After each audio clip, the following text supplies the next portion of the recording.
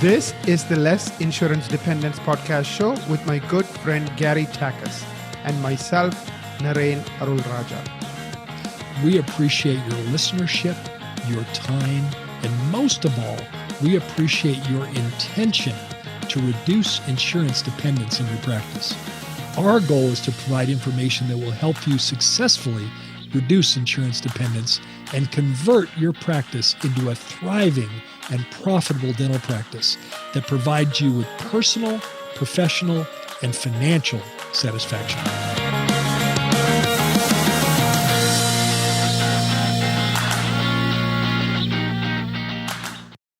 Well, hello, everyone. Welcome to the Less Insurance Dependence podcast, your trusted source for insights, strategies, and expert advice to elevate your dental practice and career. I'm Michael Walker, your co-host, and I'm thrilled to bring you another value-packed episode with not just one, but two incredible industry experts.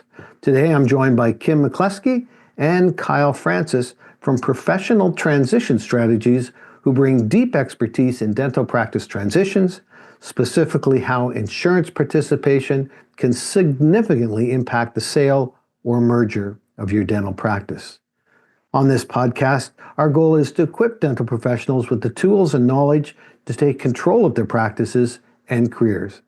Whether it's enhancing patient communication, optimizing a fee-for-service model, or preparing your practice for a successful transition, we're here to help you navigate the journey beyond insurance dependence.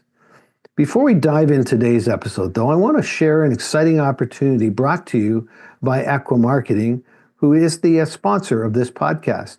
Equa Marketing is a digital marketing company, and they are offering you a free marketing strategy meeting that is valued at over $900.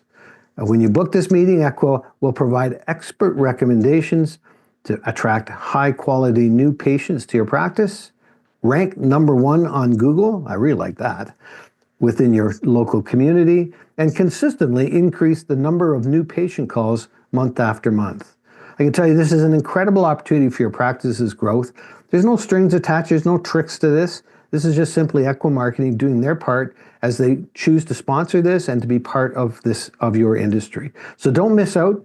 Book your free meeting today at your convenience. All you'll need to do is go to the website www.lessinsuranceDependence.com/marketing-strategy-meeting to get started. Now, wherever you're picking up this podcast, the link will also be there. So that's a long link, so don't worry too much about getting it here. So let's get into today's episode. As I said, I'm thrilled to welcome Kim McCleskey and Kyle Francis, seasoned experts in dental practice transitions with Professional Transition Strategies. With years of experience guiding dentists through the process of selling, merging, or acquiring practices, they have a unique perspective on how insurance participation, particularly PPO plans, can directly influence the value, buyer interest, and overall success of transition. Their team has helped hundreds of dental professionals navigate the complexities of practice transitions, and today they're here to share their insights on how reducing insurance dependence can actually strengthen your position when it comes time to sell or partner. In today's episode, we'll be discussing how a dental practice's level of insurance participation impacts its valuation and buyer interest, what buyers, including DSOs, look for in practice's insurance mix, how transitioning your insurance model can affect your marketability and deal outcomes, common misconceptions sellers have about insurance and transitions, and finally, how insurance participation influences deal structure and post-sale terms. Now, we have both Kim and Kyle. We're going to just have a three-way conversation here, but I'm going to start out with Kyle. Kyle actually is the founder of Professional Transition Strategies, and I want to always like to kind of get right to the personal side of it, Kyle, and just kind of hear from you. You know, I was thinking, I said before the podcast, I was thinking of that old commercial. You have to be old enough to remember this, but the guy that Remington, the commercial came on, he says, holding a Remington razor, he says, you know, I like this razor so much, I bought the company. In your case, this there must be a passion story behind. I had this passion for making a difference, and I created this company. So, Kyle, can you just tell us what was your passion behind the launch of this company, and then how it plays out in today's marketplace? Yeah. Well, Michael, it's a pleasure to be with you. Thank you very much. I appreciate that as well. So, maybe to give a kind of a quick synopsis, I was born into a family of entrepreneurs. My dad was a serial entrepreneur, started up a whole bunch of different companies growing up. Some of them worked, some of them didn't, and so we were kind of on a roller coaster growing up. And I got to see him go through the sale process of quite a few of his companies as well. And so I came out of high school, going to college, very much thinking that I wanted to get involved in institutional capital, just because that had been quite a few of the sales that I'd been, I guess, adjacent to or parallel to along with my dad. And so it was, I very much thought I was going to come out and go work with an investment banking firm, go and working with Goldman Sachs was kind of what I was thinking. I had a term sheet to go and work for them. I spent a week-long shadow program with their team up in Dallas, saw the way they live life, and it just wasn't quite what I wanted. 100-hour work weeks, 200 days a year on the road, it just wasn't quite my style for a family, those kind of things. And so there's two ways of getting into that world, which is going to be one, being in the investment banking side, two, specializing in an industry. And I had no tie to industry at all. So there are two ways of getting involved in that industry. One way is getting involved in the investment banking side. The other way is getting involved in a specialized industry. So I took a couple hundred interviews out of college. Had no tie to dentistry at all, but all these little entrepreneurs out there, some of them knew what they were doing, many of them didn't. And I was like, well, shoot, I can help them if nothing else. And so I went on board and I had to learn it first. So I went on board with Sullivan Shine at the time, now Henry Shine, and started to build offices from scratch out in West Texas. I've got a baby face. People weren't taking me very seriously, so I started to do contract work. So I'd do lease renegotiations, buy-sell agreements, associateship placements, really anything I could get my hands on that people would take me seriously. By 2007, I was getting more calls for that type of work than anything else. So I started up a company to specialize in transitions and transactions in the dental field. It just so happens that mirrors the consolidation wave of dentistry. I would love to say that I was prescient. I had no idea that was coming. But it just so happens that somebody with that type of mindset is decently valuable within this field. So anyway, over the last 17 years, have grown the company to close to 30 folks, and we've done sell-side mandates on over 550 transactions. So it's been fun and interesting, and honestly, a blast to help doctors out. That's a great story. It's such a, I can totally identify with the entrepreneurial side, and that I was like your dad.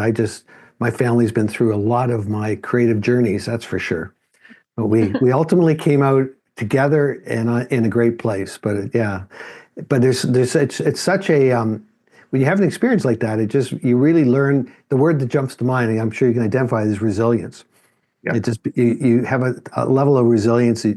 It's kind of that water off a duck's back kind of thing, and just there's always a storm around the corner. It's not going to take you down. But thank you for sharing that, Kyle, and that just really sets the tone for our conversation. So, and I know Kim works with you. She's one of the team members. And Kim, the first question I'm going to throw to you is, how does insurance acceptance impact dental practice transitions, and why is this becoming such a critical consideration for dentists planning their next chapter? I think oftentimes it's underestimated what kind of impact insurance PPOs are making on the bottom line. And it makes a huge impact. And having the knowledge on the front end of a transition is really, really important. I'll just a quick example, and this is one that I know Kyle comes across frequently. Just this morning, I did a prospectus review for an orthodontist and who is heavily PPO contracted, and all of her numbers are impacted by that. All of them, her payroll, her rent, everything is so impacted because she's writing off so much of the collections, right? Because she's contracted with these insurance companies. And at the end of the day, the end of the story here is that a bank is not going to lend to a buyer based off of her financials and her lack of cash flow. And yeah, it's just, it can be really devastating. Yeah, I agree first and foremost. And it's funny, I would say that, it seems to me like there's a lot of different ways of skinning the cat within this industry. I've seen Medicaid practices work. I've seen PPO practices work. I've seen high volume and low volume work and specialty practices and all sorts. And really, whenever you look at it and you're coming up with a strategy of, hey, this is what I want my life to look like going forward, it is interesting how few people end up thinking about the insurance side of the business to start with. And the reason being is that it really can jumpstart you to start with, and you get a whole bunch of patients you might not have seen otherwise, right? And you get all of these different cases and types of people that maybe you wouldn't have seen otherwise. But I look at that as it seems to me like the folks that I've seen that are very, happy with the decisions that they've made, they've parlayed that, right? And they've taken that experience and they've been able to specialize in terms of taking out that marketing effort and just repurposing the marketing effort in way more effective ways, And so, yeah, we do see a huge amount of value differential there. And the reason being is that, if a certain payer is going to pay you $500 for a certain procedure, well, all of your costs are essentially going to be the same if they're paying you $500 or if you're charging $600 or $700 or $800 for the exact same procedure. So essentially, it's a really, really nice way of preserving margin there, as long as you can keep the patient flow up, right? And so sometimes we do see the other side of the spectrum as well, but as long as you keep that patient flow up, then it can be a really, really great choice to make from a margin preservation perspective, which impacts the value of the practice directly. Yeah, can I add on to some? Oh. Sure, you go right ahead, Kim. Sorry, Michael. Oh, no. I just wanted to add on to, I think there's just such misunderstanding about reimbursements, just in general. Like, nobody's analyzing what these reimbursements are. And the industry is telling us that somewhere between 20 and 50% is common. Like, adjusting 50% off of a procedure is not nothing. It's huge, and it is impacting the bottom line.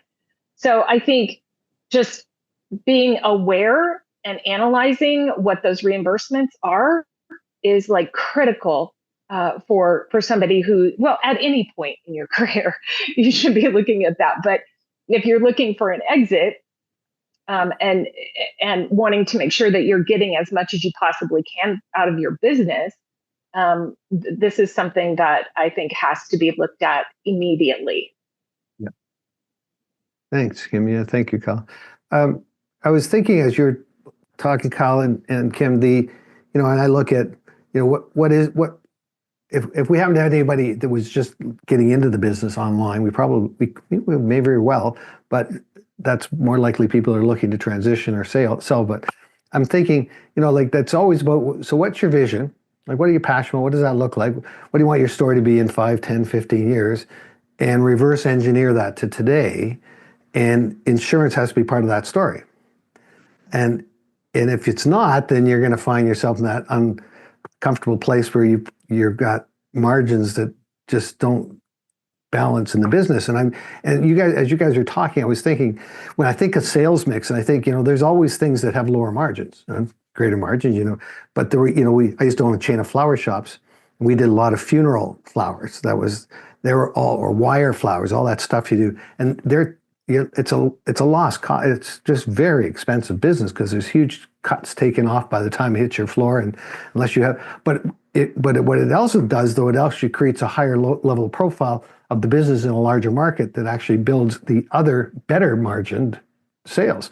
So we looked at that as a holistic thing. So how much do we want to have of that, and can we afford and carry the product to align with that? But how is it going to lever the gains we want in the better margin products? Does that make any sense in this industry? 100%. Yes. And so maybe I'll give an example of time that I don't see that very often, right? Which is going to be that someone comes out and I think there's a difference between utilizing insurance for for what it is that you want, and then on the flip side, being insurance dependent. And being insurance dependent essentially means that you think that all of your patients are coming because they're looking for you on that list, that you're one of the small amount of providers for that insurance company within that localized area. And whenever you think about that insurance dependence, it essentially becomes a crutch, right? Because you're not doing the other things that you need to do in order to get the types of procedures, the types of patients that you really, really, really want within the practice. Now, both of them can work together very symbiotically if you go in with a plan. Just like you talked about reverse engineering, we talk about that a lot, and making sure that they do come out with an idea of what they want their life to be operating as on the back end. Yes, in answer to your question, can you end up utilizing insurance for those types of procedures? 100%. It can work out very, very nicely. However, you just have to be thoughtful about it. And so I love the idea with beginning with the end in mind, right? So just like coming up with whatever you need to do in order to achieve those goals into the future. Yeah. And I think so in that case, so we've got people on the line that are probably thinking, well, that'd be fine if I was in that position, but I'm not. I've now got this. This is what I got in front of me. How do I sort this out? How do I solve this dilemma? I'm heavily dependent. Whether somebody's thinking of a sale that's in a fairly short cycle is obviously different than somebody longer versus somebody beginning. But could you guys just speak to, like, if I was I need help, and of course you guys are experts at that. And the website, we'll be giving your website in a little bit, but at the end of the day, there's two experts here that can help solve this that you're probably going to need to talk to. But can you just give us an overview? What's the next right step? If I'm going to start making some shift here, making some change, what do I need to do? What does that look like? Is that a fair question? Yeah, absolutely. Look, I just feel like it's very complicated. It's very complex. There are a lot of different, constantly changing insurance carriers. There's so many things that are constantly evolving. And I don't think people who are, just working insurance on the day-to-day basis, or a clinician who is just head down producing, really has the acumen to understand fee negotiations, one thing. Having an idea about, reimbursements and what that looks like. I always recommend that people reach out to those who are specializing in PPO contracting, and really having a full analysis of the insurance carriers that you're contracted with, so that there can be a deep dive analysis of exactly where you are. And then to get the advice about, drop this one, add this one, what have you, based off of your location and the type of procedures you're doing, all of those things I think are really critical. And I'm making those recommendations pretty much weekly. Yeah, it's funny. Kim, I couldn't agree more. I think that you probably have three choices if you end up being in a place that you don't want to be, right? And your first choice ends up being, all right, well, what can I do to change? And you can choose to change yourself. And sometimes that is going to be, I need to be able to relate to patients better on a chairside basis. Sometimes that means I need to revamp my marketing in order to get the types of patients that I think I can relate to. Sometimes that's going to be, I need to go out and get trained to do different types of procedures to stretch myself and to be more passionate. And I'm going to be able to show passion to patients better. All of that has to do with changing yourself, right? The other way is going to be, well, maybe you don't change what you have. In terms of the practice that you've developed over the course of time, ends up being something that can be really good. And really what you need to do is going to be to change the metrics within the practice in order to make it work better for you. And so sometimes that's going to be, well, what if I am overstaffed in these certain areas? Or what if I do need to add these other hygiene hours because the type of patient population that I end up having really needs to come during after hours? Or what if that means, hey, I really should bring on a consultant to help me optimize these PPOs, right? Those things as well. And then the final one, which I think that is really hard to do, but I think it's important to understand, which is going to be, well, what if really what I need to do is change my expectations, right? And if your expectations need to change in terms of the type of practice that you have, you can either be okay with those new expectations or go ahead and sell the practice and get to a place that you can do better within, right? And so I think that between those three buckets, if you can have the type of introspection, it can work really, really well for you over time. Thanks, Kyle. Thanks, Kim. You're talking about specialists. I think, I'm not a lawyer. So I need to hire a lawyer for specific tasks and skills. I was fortunate. I had my company I sold just a year into COVID. We actually lost the whole company, but repositioned it online, and then an American company purchased it. But the whole transaction would not have happened as well as it did if I hadn't paid up front for the legal support I had in building the deal structure that we had in place, and how we had our share structures, as well as having the accountants that supported that. And I had a digital team that could actually translate our product from an in-person online and do all those things. And that's you need specialists. Doctors always say, you get a kick out of it. I say any medical professional is really an accidental entrepreneur, because that's not their thing. If they took a business course, usually it was by mistake. And so it's not their fault. That's just that's their gig. That's their thing.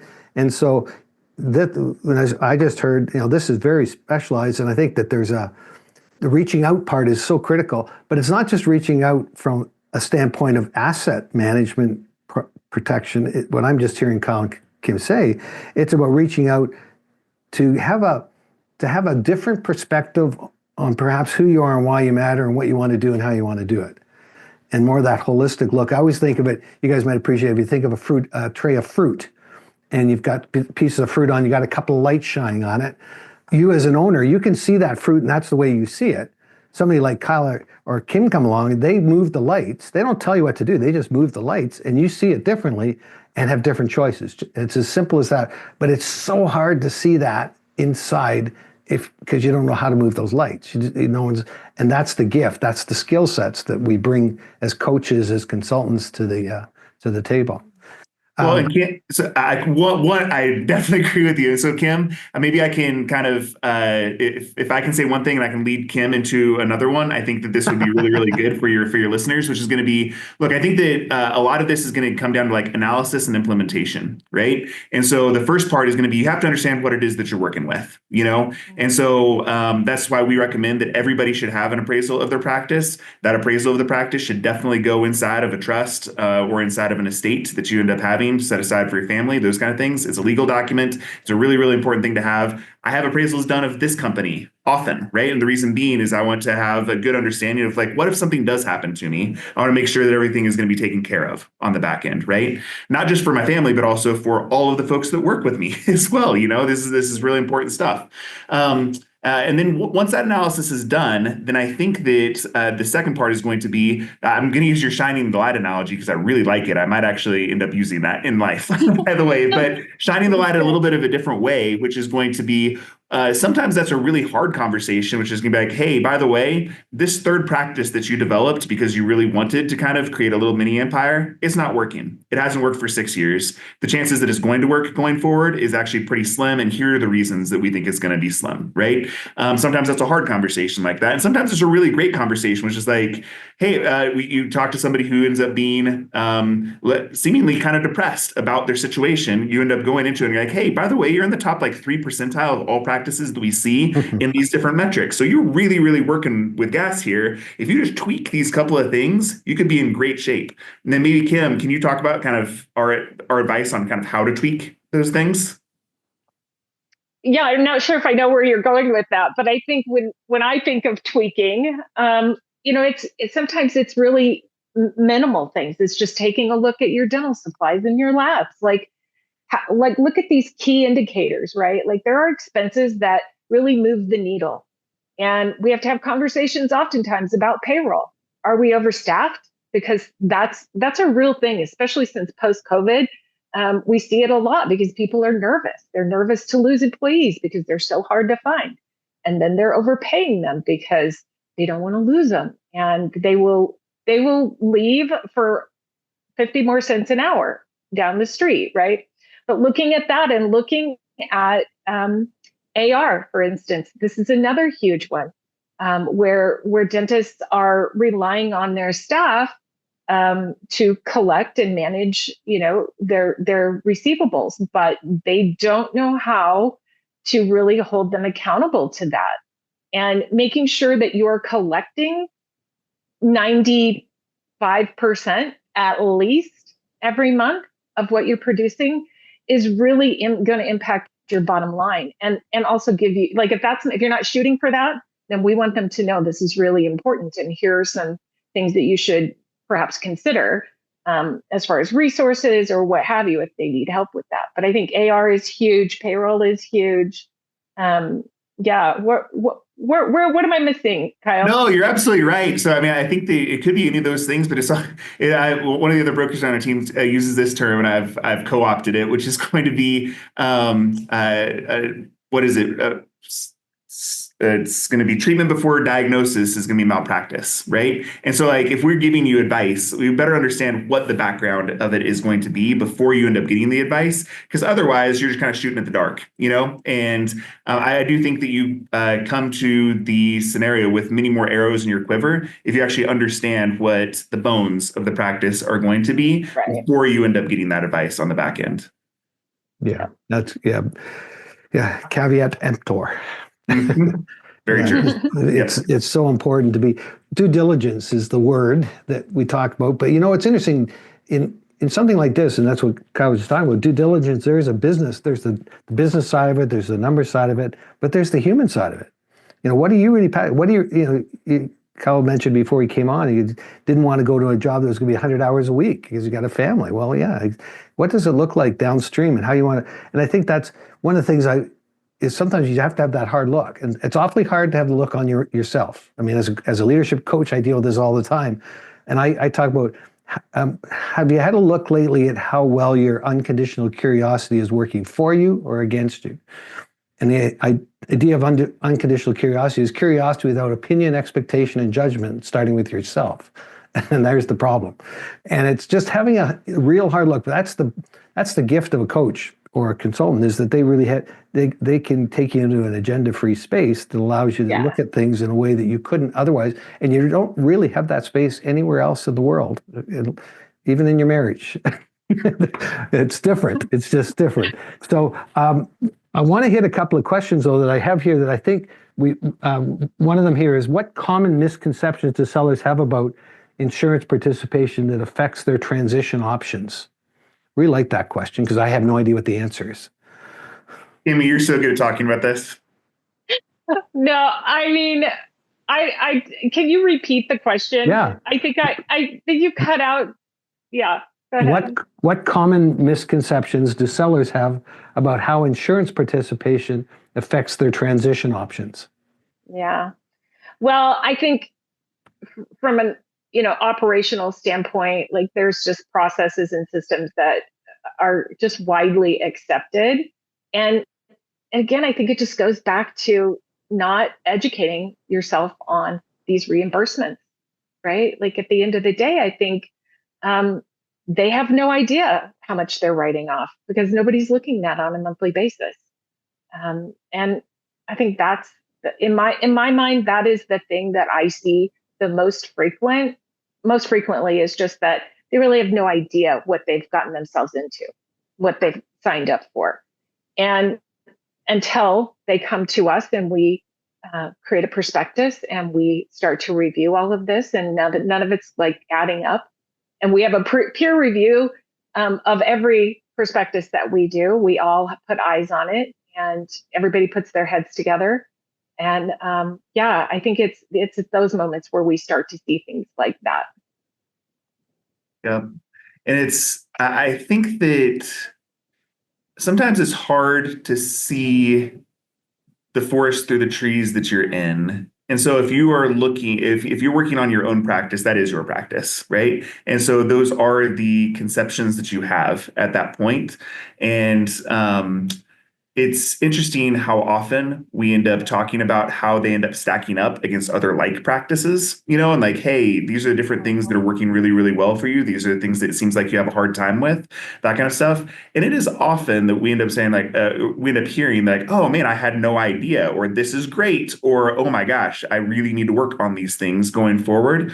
And I think that the misconception often ends up coming down to maybe what Kim was talking about, which is going to be understanding what reimbursement ends up looking like. It is pretty darn often that I end up talking to someone who says, hey, I've spent all of this money on, Dawson and all of these different really, really high end type of programs. And how is somebody else going to be able to come in and do the type of work that I do? It's like, well, there are people that are going to be really, really passionate, just like you are, about the type of dentistry that you produce. And there's going to be buyers that are going to be out there for that. Maybe the exact opposite is going to be how often can somebody get on roller skates, and end up seeing, 5 prophy patients an hour along with providing treatment, right? And is that something that somebody is going to want to do in the future? The interesting thing is going to be that we don't necessarily see an enormous correlation between the value of that asset, one side or the other. It comes down to who is going to be interested. So it's really going to be who is that buyer, and why might they be interested. So it kind of comes down to their investment thesis, what it is that they are wanting out of the practice, right? And then I think that kind of provides for that type of interest going forward.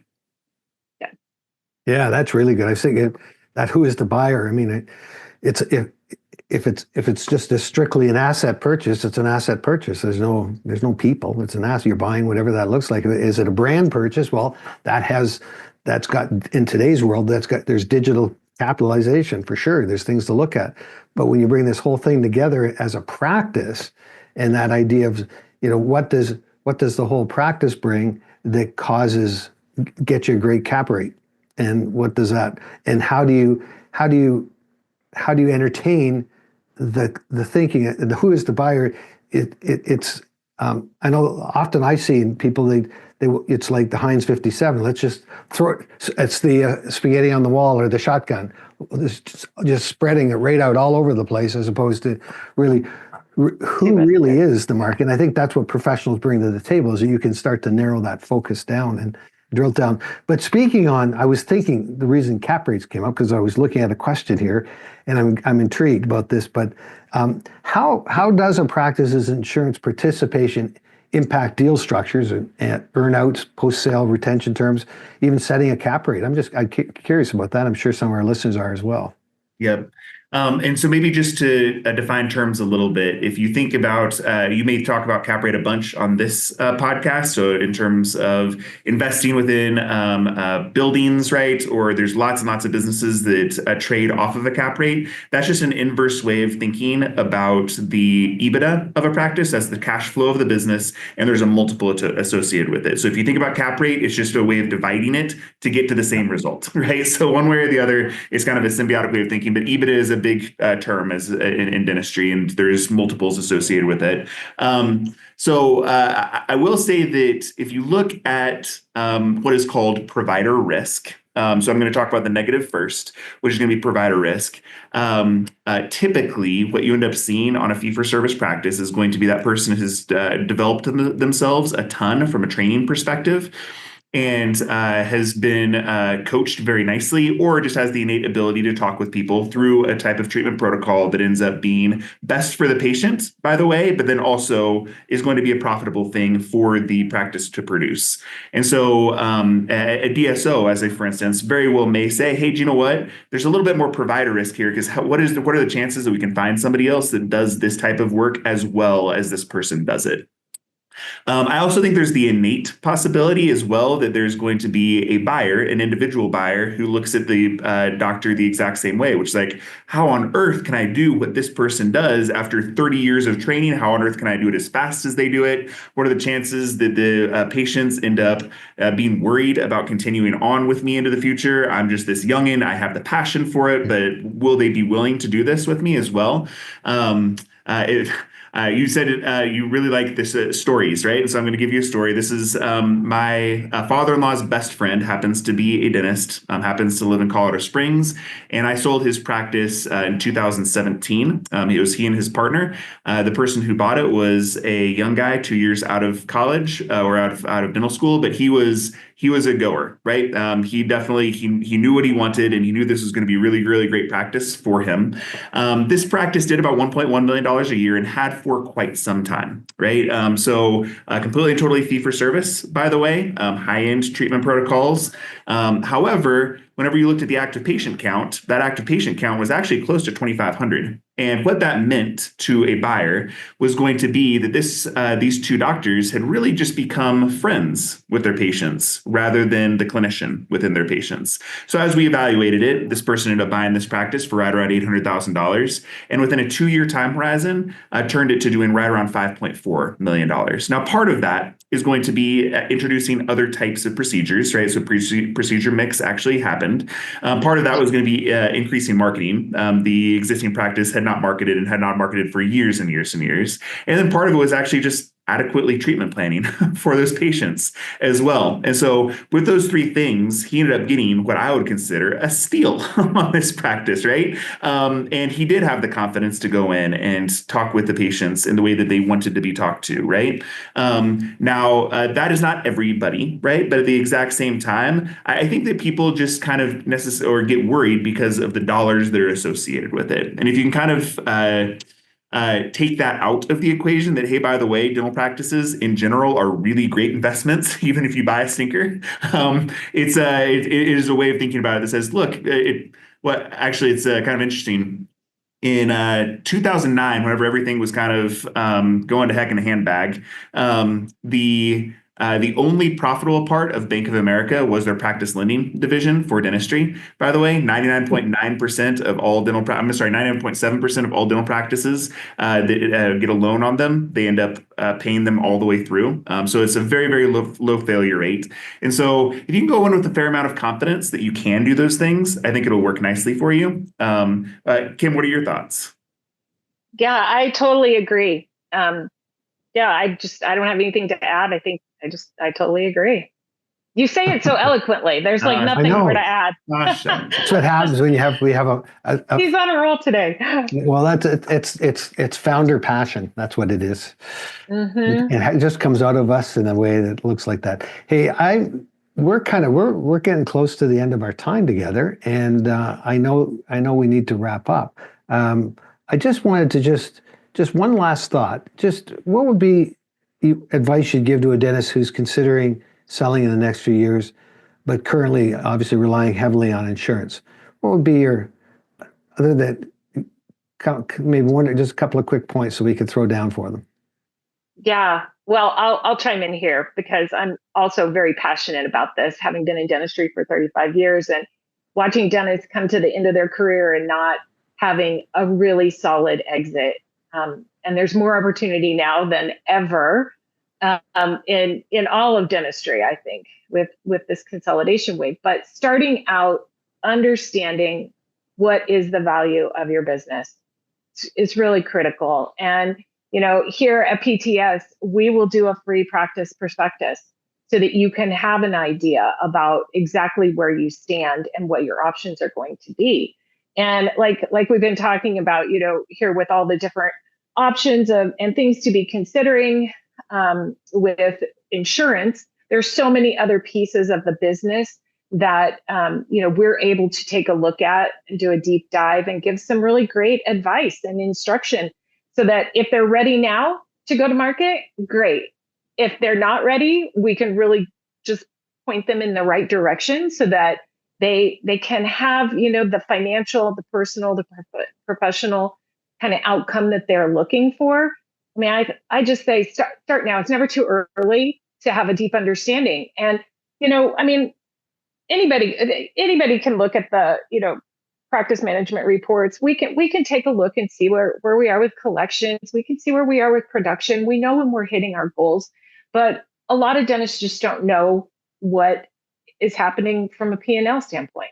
What's happening? Are all my expenses in the right bucket? Like, we can help you dial that down. I just think start now. Just start now. Don't wait and just figure that it's going to all just kind of come out in the wash, because if you're purposed, your financial outcome can be so much greater right now in this season of consolidation. And so, yeah, you have something to add, Kyle? No, you did that great. I would completely agree. Start early and get to work. I find that the ones that have the least outcomes, even if financially it's awesome, are going to be the ones that started late. And having an analysis done does not mean that you're committing to do a transaction. It just means I'm committed to understand what I've got, right? And I think that's a great first step.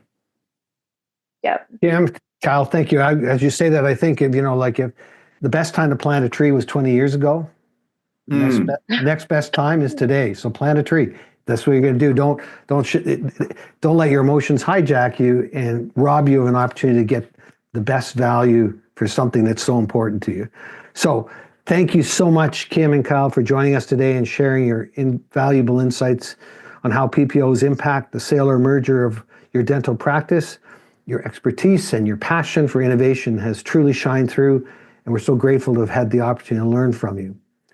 I hope that we have encouraged you today. As we always say, this podcast is about taking action, and I hope all of our listeners are making 2025 the year of action. The best part? There are simple steps you can take right now to move your practice forward. You've already heard a couple of them from our panelists today. But first, if you're looking to grow your practice by attracting high-quality new patients, I encourage you to schedule the complimentary marketing strategy meeting I mentioned with Echo Marketing.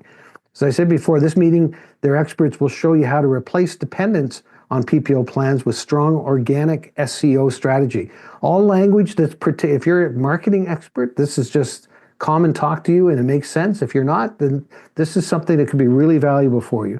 So as I said before, you can book your complimentary marketing strategy meeting at https:// as we all know, www.lessinsuranceDependence.com/marketing-strategy-meeting. And again, that will be on the page where you picked up this podcast, so you'll be able to get that link from there as well. So that was first. Second, if you're seeking personalized guidance on how to create a thriving insurance independent practice, I invite you to schedule a complimentary coaching strategy meeting with Gary Takacs. Gary has helped thousands of dentists increase profits, reduce dependence on PPO plans, and grow truly independent practices. To schedule your coaching strategy meeting, I invite you to visit www.thrivingdentist.com/CSM.